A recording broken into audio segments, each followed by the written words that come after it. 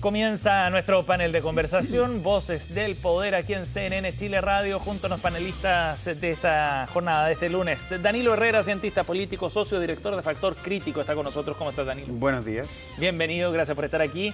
Y Rodrigo Arellano, vicedecano de la Facultad de Gobierno en la Universidad del Desarrollo. ¿Cómo estás, Rodrigo? Muy bien, muy buenos días. Gracias por acompañarnos a los dos en esta jornada, en este lunes. Oye, seguimos hablando de la reforma constitucional que en materia de seguridad ha propuesto el gobierno. Hace un rato estábamos hablando con el presidente de la Cámara de Diputados, el diputado Jorge Alessandri, sobre esta iniciativa, y él plantea una idea bien concreta: separar el proyecto, esta agenda contra el crimen organizado y el terrorismo, y dividirla en un paquete de medidas legislativas donde hay más piso efectivamente para avanzar, y por otra parte estas reformas constitucionales. Ralentizar fue el verbo que ocupó el presidente de la Cámara de Diputados a las reformas, dado que no hay mucho apoyo, ¿no? Ni siquiera dentro del mismo oficialismo. ¿Cómo ves esa idea, Rodrigo, la que está planteando el diputado Alessandri? Bueno, indudable que este proyecto de ley, o este anuncio de proyecto de ley de reforma constitucional, ha generado un grado importante de incomodidad, no solamente en sectores de la oposición, sino que en parte importante del oficialismo. Por lo tanto, tengo una mirada muy similar a la que plantea en ese sentido el presidente de la Cámara de Diputados. Yo creo que cualquier contribución que vaya en la línea de zanjar una discusión legislativa que es tan relevante como esta, ya sea modificando el proyecto de ley, ya sea separándolo, fragmentándolo, o ya sea, ralentizándolo, como es quizás eliminar esta urgencia que establece el gobierno, creo que va en buena línea, y es lo que han pedido los partidos del oficialismo en ese sentido. Por lo tanto, yo creo que el gobierno debería abrirse a las distintas posibilidades para ir como enderezando el camino para poner un paquete de medidas. Claro, no hemos concentrado en la reforma constitucional, pero un paquete de medidas que van en línea también no solamente con las necesidades del país, sino que además también con la ciudadanía que busca más seguridad. Así que yo creo que en buena hora la iniciativa del presidente de la Cámara de Diputados, y también he escuchado algunos senadores como García Ruminot o Claudio Alvarado, que son los senadores políticos, ministros, que también han dado espacio justamente para este diálogo. Yo creo que hay espacio. El gobierno da la sensación de que ha entendido un poco que el trabajo prelegislativo que careció este proyecto de ley ha impactado en su base. Es un proyecto de ley que, al menos de la reforma constitucional, no cuenta ni con la base de ello. Entonces, por lo tanto, creo que distintas medidas para darle cierta certeza van en buen camino. Danilo. No, yo quiero felicitar a Rodrigo porque no dijo ningún punto sobre la reforma constitucional de fondo. La reforma constitucional... Cuando me pregunten, vamos. La reforma constitucional implica que 8 meses, por la sola decisión del presidente, se pueden interceptar comunicaciones, requisar bienes y suspender la libertad personal. Ningún presidente debería tener ese poder, mucho menos el presidente José Antonio Kast. ¿Y esta es una medida autoritaria? Por supuesto que sí. Este es lo que nos quiere demostrar el gobierno. Esto es lo que cree que el presidente Kast las medidas que tiene que tomar son las herramientas que tiene que tener el presidente José Antonio Kast para terminar con la delincuencia. Esto no lo dijo en campaña. Lo esbozó en ambos programas del 2021, de hecho, de generar un nuevo estado de excepción. Pero el 2021 no es la última elección. Y hay un problema porque así comienzan, con este tipo de medidas, comienzan los regímenes que se convierten en autoritarios luego de ser electos. O sea, ayer un periodista le decía a uno de los ministros, no me acuerdo en cuál entrevista, le decía: esto es lo mismo que pasó con Chávez, esto es lo mismo que pasó con Chávez en Venezuela, lo mismo que pasó con Orbán en Hungría. Se proponen medidas autoritarias, y si esto se logra pasar y aprobar, van a vulnerar derechos fundamentales como la libertad. Entonces, aquí hay un problema de fondo, porque esto es lo que propone el gobierno, es terminar con libertades de algunos ciudadanos comunes que no han cometido ningún delito. Eso es lo que propone el gobierno del presidente Kast. Bueno, vamos al detalle de lo que significa el proyecto en sí mismo. O sea, este proyecto, Rodrigo, a tu juicio, ¿puede mejorarse o es un proyecto que nació, digamos, sin viabilidad?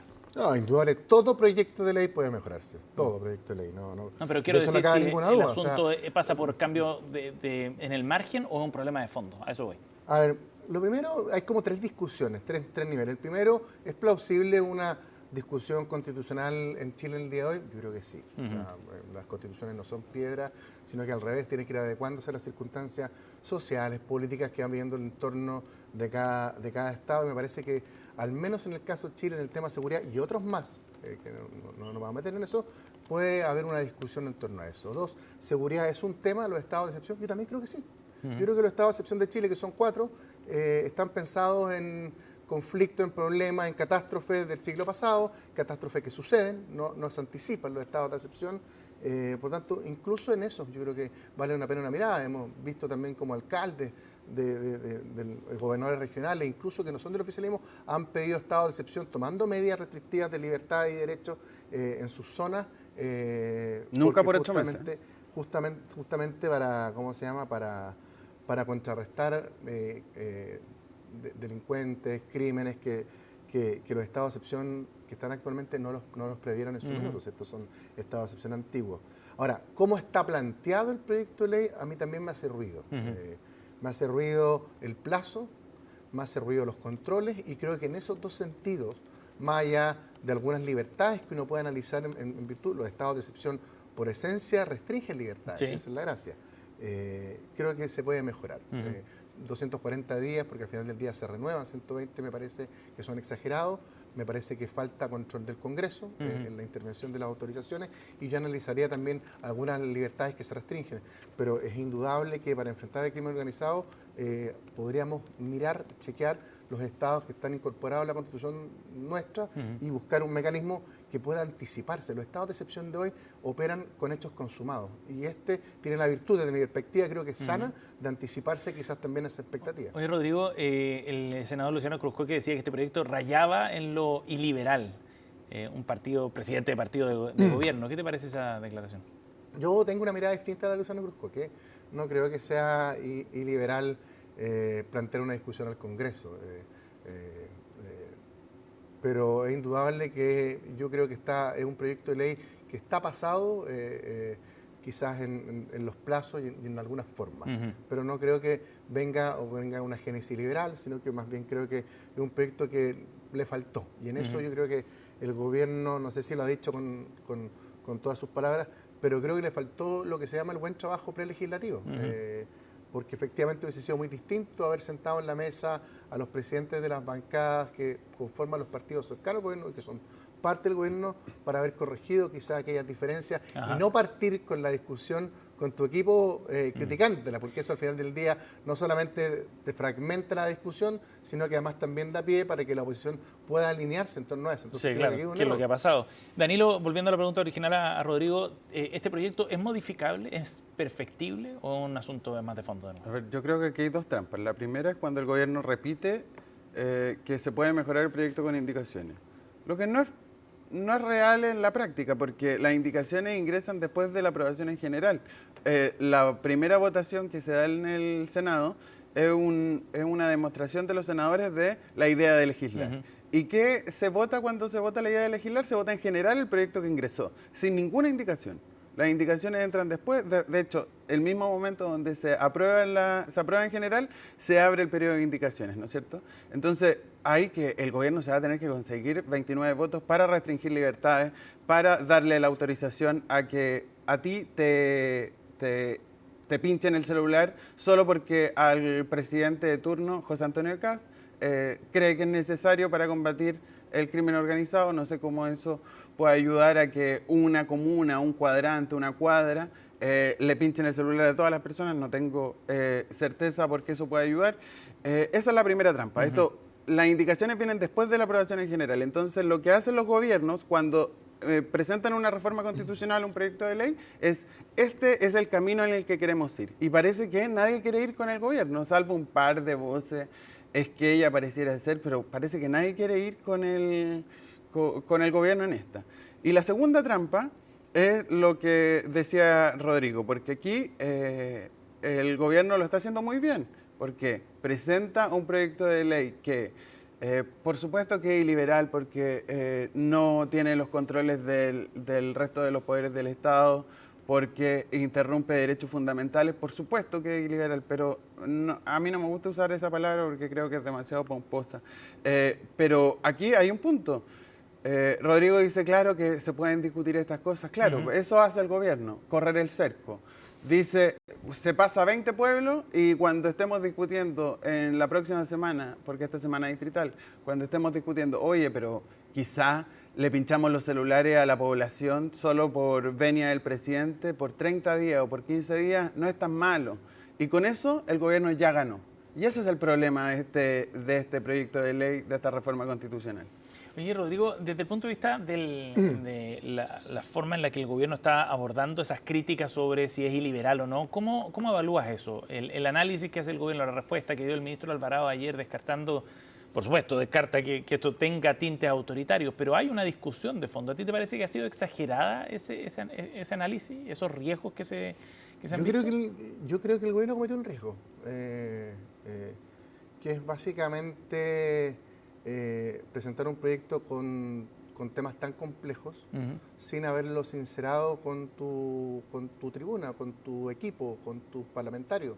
Y en eso yo creo que nadie tiene doble lectura aquí. El gobierno cometió un error en presentar un proyecto de ley que efectivamente, yo ahí coincido con Danilo, tiene algunos elementos que vale la pena cuestionarse. O sea, a ningún presidente, ni a José Antonio Kast, ni a Gabriel Boric, ni a Janet Jara, o estoy hablando de los que estuvieron en la elección pasada, me gustaría que tuviese la posibilidad de extender un estado de excepción por un plazo tan largo sin controles efectivos del Congreso, o restringiendo ciertas libertades sin el control del Congreso o sin autorizaciones judiciales.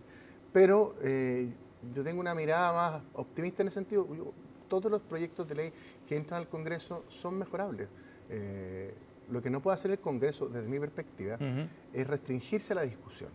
Y en eso yo tengo miradas distintas con las personas que dicen no vamos a aprobar. Bueno, el Congreso tiene esa función de empezar a discutir y en cualquier instancia puede, si no hay un avance correcto en el sentido de modificarlo y hacer que esta discusión se acerque a la ciudadanía, tenga piso, pueda ser de alguna forma rechazado en el futuro, pero me parece que es bien irracional por parte de un parlamentario no abrirse a la discusión en cualquier materia, en esta y en otras también que son más complejas incluso para el oficialismo. Entonces, o sea, ¿tú votarías a favor de esta idea de legislar? Por supuesto, por supuesto. El senador Matías Walker decía que así mueren las democracias, que no se puede hacer política con la Constitución. Así mueren las democracias con esta propuesta autoritaria. Terminar la idea. Tú no te puedes restar una discusión legítima democrática en el Congreso, se puede mejorar, pero abrirte a priori a rechazar una idea me parece que es antidemocrático, así como tú destacas también otros valores. Aquí el Congreso tiene que abrirse a la discusión y mejorarlo. Ya lo dijo el presidente del Partido Republicano, que lo mencionó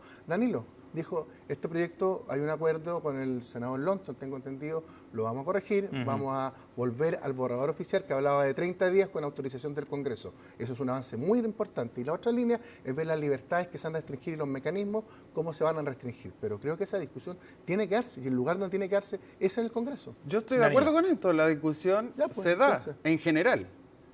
Y en general este proyecto de ley tiene tinte autoritario y le da un poder extremadamente grande al presidente de turno, pero sobre todo al presidente José Antonio Kast, y me parece un peligro que José Antonio Kast tenga estas facultades, y por ende se va a dar la discusión en el Congreso y se va a rechazar en general, y yo espero que los parlamentarios como Walker, como Cruz Coque, se den cuenta que entrar en esta discusión genera correr el cerco, genera que terminemos, que les terminen pinchando a las personas que nos están escuchando el teléfono solo porque José Antonio Kast lo quiere durante no 8 meses, sino que 4, 6 meses, qué sé yo, 30 días, lo que quieran. Pero eso es un problema para las democracias. Es un problema que se ha dado en otras democracias. Es un problema que está archi investigado y estoy seguro que en todas las facultades de gobierno se pasan este tipo de cosas cuando los gobiernos electos democráticamente comienzan a reformar sus constituciones para coartar libertades personales. Terminamos con Bukele, terminamos con Orbán, terminamos con Chávez. Así funciona. ¿Y realmente ves un riesgo de ese calibre ahora? ¿Sí? Por supuesto. Yo tengo terror de que esto se apruebe. Creo que es un creo que es un golpe a la democracia, un golpe a las democracias liberales que se han dado en el resto del mundo, y un presidente como José Antonio Kast de ultraderecha o el presidente que venga no debe tener estas atribuciones nunca. Veremos qué es lo que pasa con las decisiones que adopta el gobierno esta semana, ¿no? Fundamentalmente respecto a la urgencia. La discusión es simple. Aquí todos los temores que plantea Danilo, catastrofistas, que son legítimos, pero están absolutamente zanjados por los actores que van a tocar la discusión. Ya le dijeron al gobierno, no le vamos a aprobar este proyecto de ley así como está, como se lo dijeron en la mega reforma también económica, no le vamos a aprobar un proyecto de ley con la invariabilidad de esa forma, con el crédito al impuesto del trabajo de ese mecanismo, o como se le dijeron al presidente Boric, no vamos a aprobarle un proyecto de ley de las pensiones destruyendo el sistema como estaba con la AFP, y se modificó, se arregló, se corrigió en el Senado y en la Cámara de Diputados. O sea, aquí está como que la discusión zanjada y este temor y reverenciar un proyecto de ley, si las cosas se pueden discutir y arreglar y corregir. Y al menos yo veo, no solamente en el gobierno la intención para eso, sino que me he visto parlamentarios que están dispuestos justamente a corregir en la línea que plantea Danilo, que planteo yo también. Entonces, bienvenida a la discusión y avanzar. Lo que no podemos hacernos es restarnos a la discusión legítima de ver cómo mejoramos la lucha contra el narcotráfico y el crimen organizado. Yo llamo a los senadores que creen en la democracia y en los derechos fundamentales de todos nosotros, que rechacen este proyecto de ley en general. Estamos con Danilo Herrera y Rodrigo Arellano aquí en Voces del Poder. Nos vamos a hacer una pausa y volvemos de inmediato y ya seguimos con más aquí en CNN Chile Radio.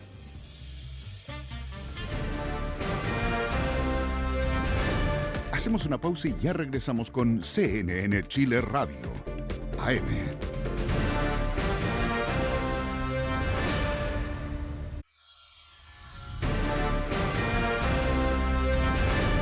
Estamos de regreso en CNN Chile Radio, AM.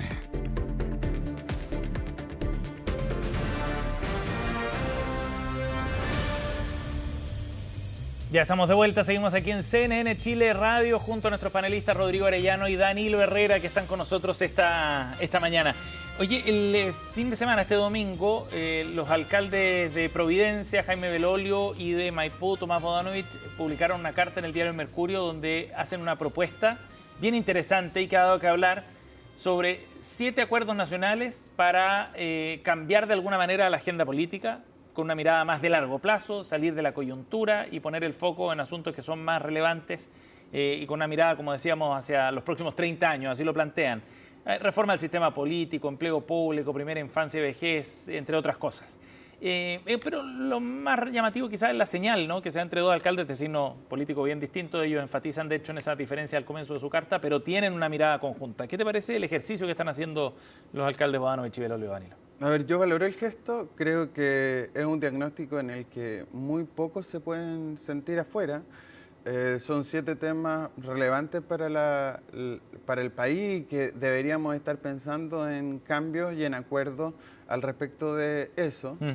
Como sistema político, que lo hemos hablado un par de veces acá, modernización del Estado y el empleo público y otros.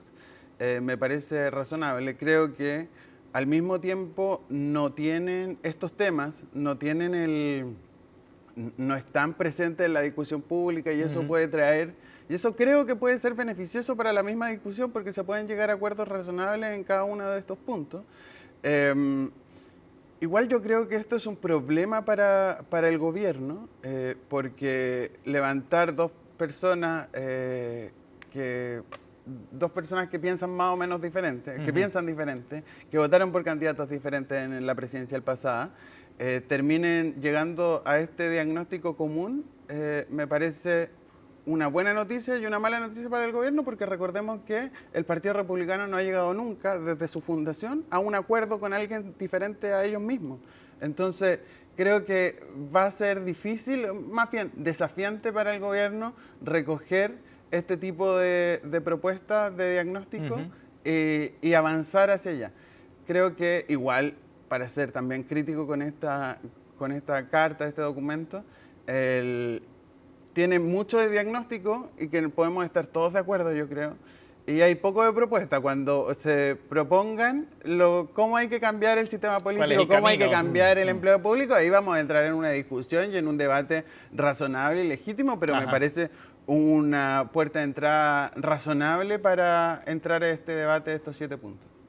Rodrigo. Yo valoro el gesto, fíjate, creo que es un momento en que existe tanta crispación, tanta polarización, sobre todo a nivel de élite política. Yo creo que a nivel de la ciudadanía es bastante menos de lo que de la polarización que existe en el Congreso, con el gobierno, con los partidos políticos. Estos llamados a buscar consensos, puntos en común, creo que siempre deben valorarse. Así que bien por lo que ha hecho el alcalde Bodanovich, el alcalde Belolio. Dos lecturas adicionales que creo que son importantes. Una vienen del mundo de los alcaldes. Y eso creo que es bien importante, porque son las personas que están al final del día, o las autoridades electas que están en permanente contacto con la ciudadanía. No la tienen ese contacto ni los diputados, ni el gobierno central. Y de las figuras políticas mejor evaluadas también. Ahí voy por la segunda. Enhorabuena. De hecho, espérate, voy a volver. Hoy se está discutiendo una reforma al empleo público y en la mesa los expertos no hay ningún alcalde.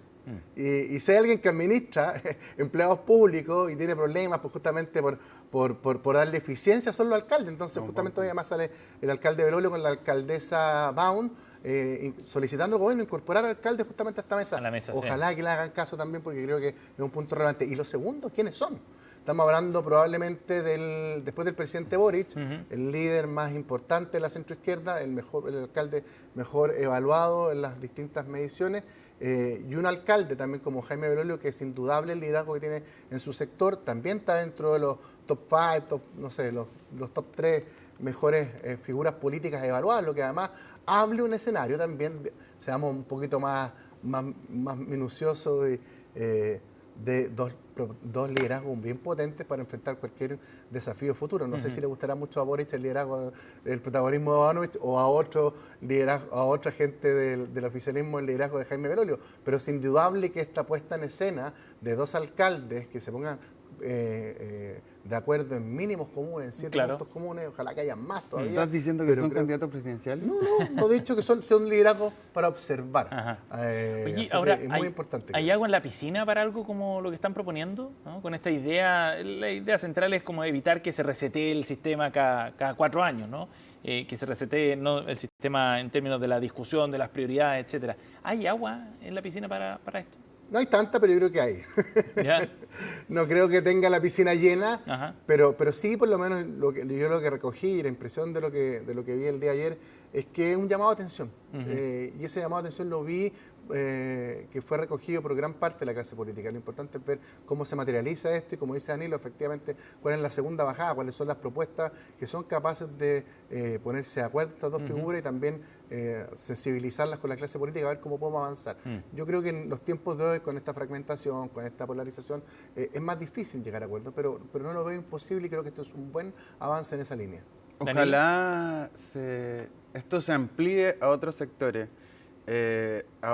porque está bien que Maipú, Providencia que sea la centroizquierda y la centroderecha, que se amplíe más a otros sectores de esta discusión, que incorporen voces diferentes más que un Belolio y un Bodanovich, que sea más transversal en todo sentido, para que esto se termine cristalizándose en una propuesta más grande. Ha habido mucho conflicto entre los alcaldes por la mega reforma.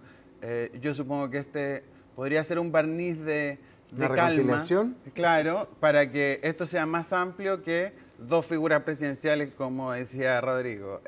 Podría ser más amplio aún, con sectores, sobre todo, con sectores más populares que representan a sectores más populares que estos dos alcaldes. Oye, en todo caso, me llamaba la atención el contraste entre la mirada que plantea el alcalde Tomás Bodanovich, uno de los liderazgos del Frente Amplio, respecto a lo que dijo el presidente Gabriel Boric, el expresidente, la semana pasada también en Uruguay, cuando dice: esa idea del fanatismo por la moderación al final no lleva a ninguna parte, fue lo que dijo el exmandatario.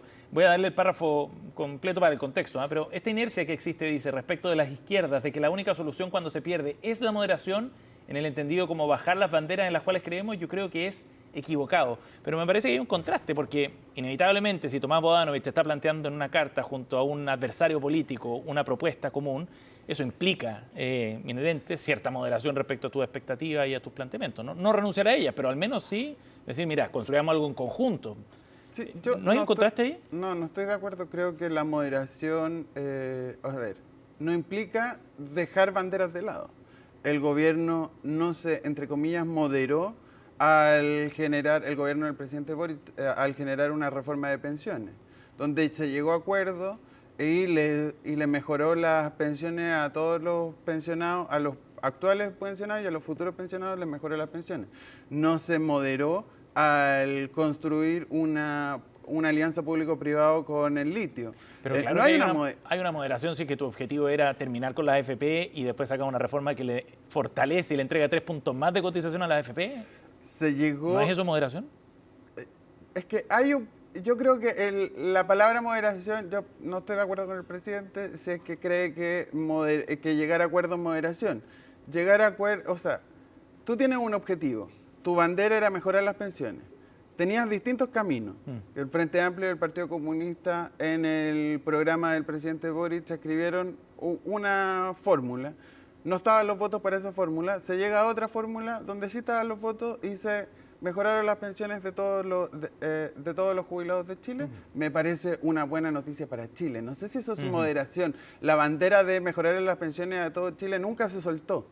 Y creo que la discusión de quién es más moderado, quién es menos moderado, quién es amarillo, quién es menos amarillo, yo creo que no hay lugar y tenemos que poner por sobre todo, sin soltar las banderas de la izquierda, deberían pensar en Chile, y yo creo que el gobierno del presidente Boric en esos dos aspectos que mencioné, seguramente hay muchos más, como la agenda de seguridad, ayudó a que mejorara Chile. Bienvenida la moderación, bienvenido el diálogo, bienvenido la conversación. A mí me parece, me imagino que está en el marco de un congreso que era de un congreso bien de izquierda, por eso fue el discurso también un poquito más alejado de la realidad que vive el país hoy en día y la que le tocó vivir a él también como presidente. Entonces, en ese marco quizás puedo justificar palabras que no comparto el presidente. Yo creo que hoy en día lo que se busca justamente no es irse al extremo, no es irse a la extrema izquierda ni a la extrema derecha, sino hay que buscar aquellos puntos mínimos para poder avanzar en políticas públicas para el gobierno, y por eso creo que el gobierno en esta discusión constitucional tiene también un espacio para moderarse y bajar los plazos, ver las libertades y también la intervención del Congreso. Enhorabuena que la moderación y lo que hemos visto por parte del alcalde Bodanovich y Jaime Berolio. Solo hacer un punto que la moderación, perdón, ahí le llegó. La moderación, o sea, conversar con el adversario no es moderación. Conversar con el adversario, llegar a acuerdos no es moderación. Sí, y aquí el punto, cuando tú no te renuncias a tus extremos, sí es moderación. Aquí el punto, cuando tú querías destruir la AFP y al final el desafío, yo no he querido destruir nunca la AFP. El desafío, bueno, vamos a ir a la discusión semántica, pero ya lo último, Danilo, que tenemos que ir. El desafío aquí es del gobierno de agarrar algunos de estos diagnósticos y presentar propuestas razonables o ponerle urgencia a propuestas razonables que vengan desde el Congreso para, por ejemplo, el tema de la niñez, que en la agenda de seguridad, en todos los proyectos que mencionó el presidente de la Cámara en la entrevista pasada, no hay nada de niñez. Y esto podría ser un tema que podría relevar el gobierno. Danilo Herrera y Rodrigo Arellano han estado con nosotros en esta edición de Día Lunes de Voces del Poder. Rodrigo, gracias por haber venido, Danilo. Muchas gracias. Que tengan buena semana.